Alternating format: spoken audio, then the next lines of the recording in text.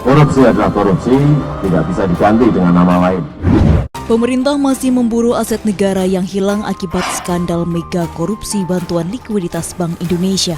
Presiden Joko Widodo membentuk Satgas Penanganan Hak Tagih Negara Dana (PLBI). Satgas Bantuan Likuiditas Bank Indonesia memanggil Hutomo Mandala Putra alias Tommy Soeharto.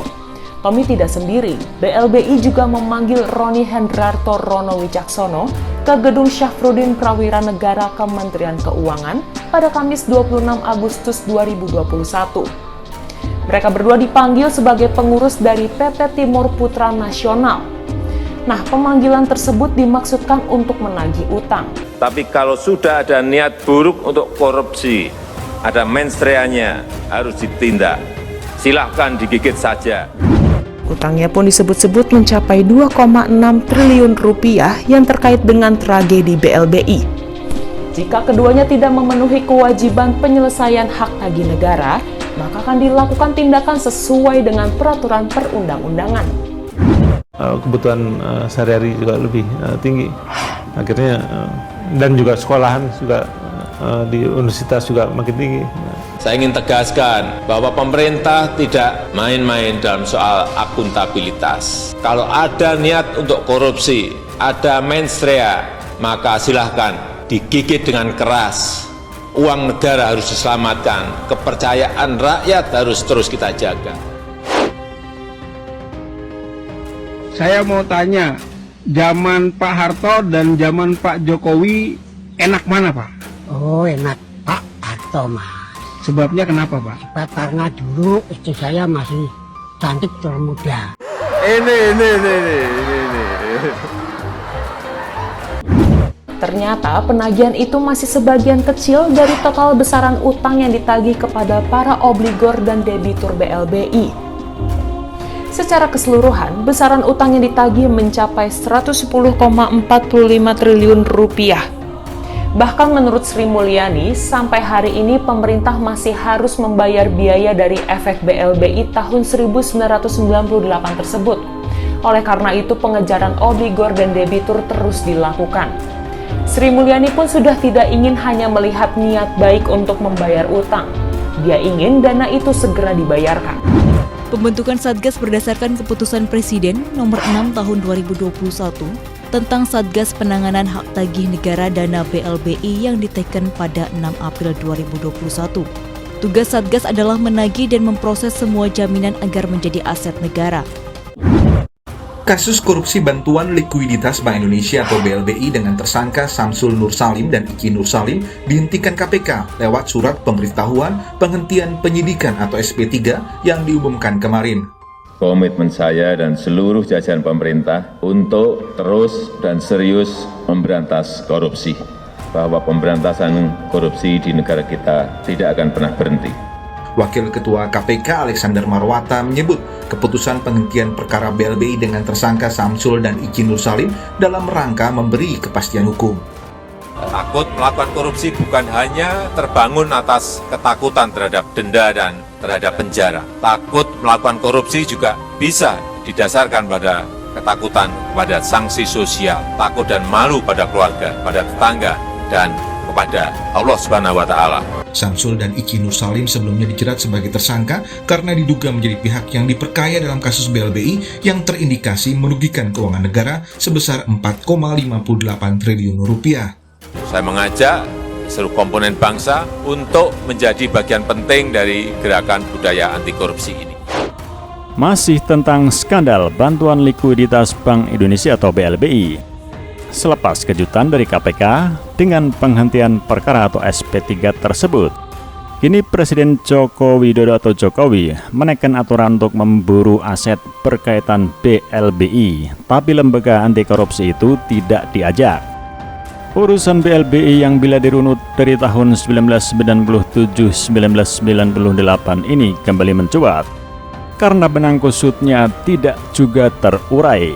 Belakangan malah KPK menerbitkan surat perintah penghentian penyidikan atau SP3 untuk perkara BLBI dengan tersangka Samsul Nur Salim dan Ichi Samsul Nur Salim. KPK beralasan SP3 itu untuk memberikan kepastian hukum. karena penyelenggara negara dalam perkara itu, yaitu Syafruddin Arsyad Temenggung sebagai mantan Ketua Badan Penyihatan Perbankan Nasional atau BPPN telah lebih dulu dilepas Mahkamah Agung. Menurut KPK, oleh karena tidak adanya penyelenggara negara yang menjadi keharusan bagi KPK mengusut perkara korupsi, maka SP3 itu diterbitkan. Usai drama SP3 itu, kini Presiden Jokowi menaikkan keputusan Presiden nomor 6 tahun 2021 tentang Satgas Penanganan Hak Tagih Negara Dana BLBI. Untuk apa? Salinan aturan itu sendiri belum terbuka bagi publik. Namun, Menko Polhukam Mahfud MD sedikit memberikan kisi-kisi. Tanggal 6 April 2021, Presiden mengeluarkan Kepres. Isinya, Kepres yang dimaksud adalah Kepres nomor 6 tahun 2021 tentang Satgas Penanganan Hak Tagih Negara Dana BLBI. Di dalam Kepres tersebut ada 5 menteri ditambah Jaksa Agung dan Kapolri yang ditugasi mengarahkan Satgas untuk melakukan penagihan dan pemrosesan semua jaminan agar segera jadi aset negara. Ujar Mahfud MD melalui akun Twitternya, seperti dilihat pada Jumat 8 April 2021. Kini pemerintah akan menagih dan memburu aset-aset karena utang perdata terkait BLBI yang jumlahnya lebih dari 108 triliun rupiah, ujarnya. Dari apa yang dicuitkan oleh Mahfud itu, bisa dilihat bahwa tidak ada keterlibatan KPK. Bila pengusutan secara perdata, maka nantinya seharusnya Kejaksaan Agung atau Kejagung melalui Jaksa Agung Muda Bidang Perdata dan Tata Usaha Negara atau Jamdatun akan lebih berperan bersama dengan 5 menteri lain yang belum disebutkan dengan terang oleh Mahfud. Selain itu, dari mana hitung-hitungan hasil 108 triliun rupiah yang disebutkan Mahfud sebagai utang perdata BLBI belum disebutkan. Namun dari catatan detik.com, urusan BLBI yang bergulir lebih dari 2 dekade ini menelan setidaknya 144,53 triliun rupiah uang negara. Kala itu pada tahun 1998 disebutkan oleh Badan Pemeriksa Keuangan atau BPK bila negara merugi sekitar 138,4 triliun rupiah. Dari kucuran 144,53 triliun rupiah untuk menyehatkan setidaknya 48 bank yang diterpa krisis moneter. Salah satu obligor yang sempat terjerat yaitu Syamsul Nursalim yang baru-baru ini mendapatkan surat sakti SP3 dari KPK. Memangnya apa yang dilakukan oleh Syamsul Nursalim? Semua bermula pada kepemimpinan Agus Raharjo CS di KPK dengan menjerat Syafruddin Arsyad Temenggung sebagai tersangka. Singkat cerita, Syafruddin divonis 13 tahun penjara dan diperberat menjadi 15 tahun penjara di tingkat banding. Namun dalam tahap kasasi, Syafruddin dilepas MA. Para hakim agung yang mengadili perkara itu berbeda pendapat. Tapi pada intinya perbuatan Syafruddin dianggap bukan merupakan tindak pidana. KPK pun mengeluarkan satu jurus terakhir, yaitu peninjauan kembali atau PK, tapi kandas dan Syafruddin melenggang bebas. Saat itu KPK masih menjerat Syamsul Nursalim dan Icih Nursalim sebagai tersangka.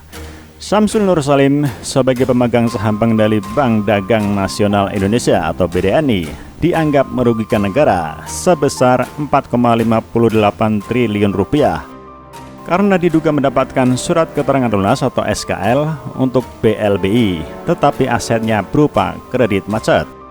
Kasus bergulir sekian lama di KPK tanpa kehadiran Syamsul Nursalim yang berada di Singapura hingga pada 31 Maret 2021 KPK menerbitkan SP3.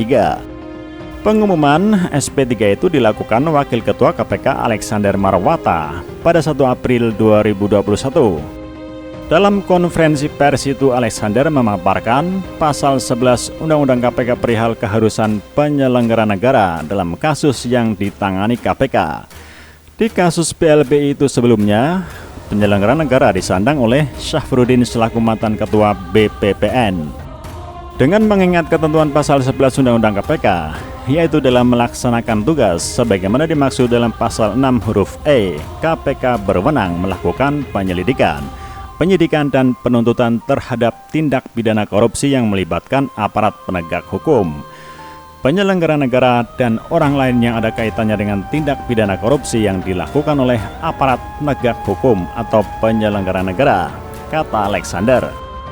KPK berkesimpulan syarat adanya perbuatan penyelenggara negara dalam perkara tersebut tidak terpenuhi, sedangkan tersangka SN, Syamsul Nur Salim, dan ISN, Icih Syamsul Nur Salim, berkapasitas sebagai orang yang turut serta melakukan perbuatan bersama-sama dengan SAT, Syafruddin Arsyad Temenggung, selaku penyelenggara negara.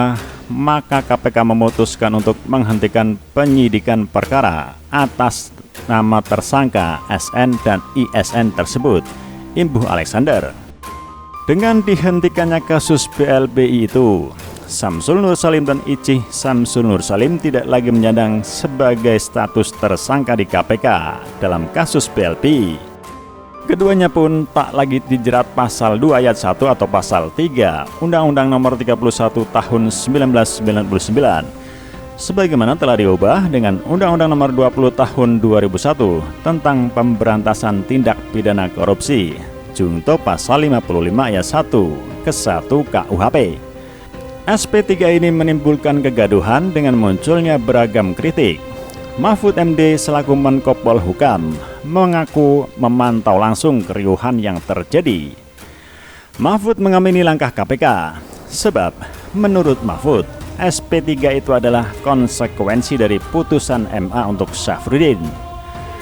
Rilis SP3 oleh KPK untuk Syamsul Nur Salim dan Icih dalam kasus BLBI, Konpres KPK tanggal 1 April 2021 memancing riuh.